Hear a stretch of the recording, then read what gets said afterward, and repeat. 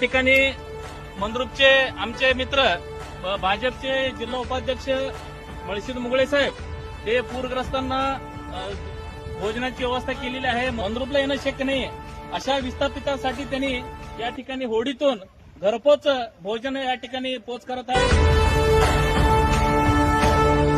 ಅನ್ನ ಕೊಡೋ ಭೂಮಿನು ಹೊಗಳುತ್ತಿದೆ ನಿನ್ನನ್ನು, ಊರನ್ನೇ ಬೆಳಗೋ ವಜ್ರ ನೀನು.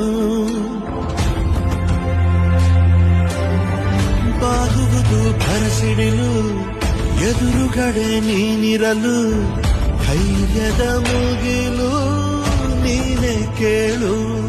ಅಲೆಗೆ ಎದೆಯ ಕೊಟ್ಟು ನಿಲ್ತಾನೆ ಇವನ ಹೆಸರ ಗುರುತಿಡುವನು ಆ ಶಿವನೇ ಪುಣ್ಯಾತ್ಮ.